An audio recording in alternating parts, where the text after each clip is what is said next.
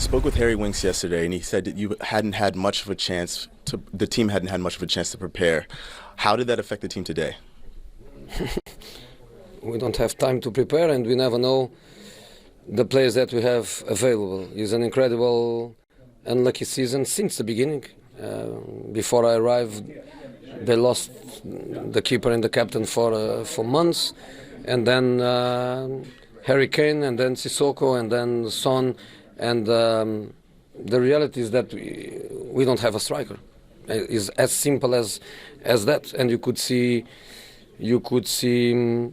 Leipzig plays with Werner and Schick and Kunku, and then during the game they play Forsberg and they play Poulsen, and we are in a very difficult situation. So I cannot ask more from my players. They did amazing since I arrived to be in this position. We were 12 points behind the fourth. We are 1 point behind.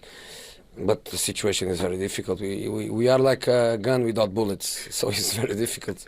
All right, with this gun with no bullets, how do you fire in the second leg? What do you change? I don't know. You have to pistol whip a little bit? No, the problem is that for the next 3 weeks, we have lots of matches to play, and we have exactly the same players. So the problem is not just to play with these players, is that we are going to play with these players completely tired. I look at them, of course their league is much easier than ours, but in the top of that they have a huge squad. They can rotate players, they can play with different players, have players fresh for matches. We are not in this situation, so really difficult for us. But incredible mentality in the team, and 1-0 is not 10-0. 1-0 is 1-0, so let's wait. Thank you, Jose. Thank you. Well, there's Jose Mourinho, who after the match... It's always an entertaining interview, isn't he? It felt like a lot of excuses, though. Now, yes, Spurs are banged up. Yes, they're missing a number of key players. But by the way, so were RB Leipzig today, especially at the back.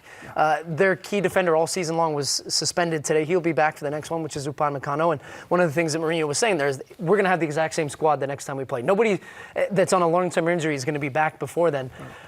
How do you see this one playing out, guys?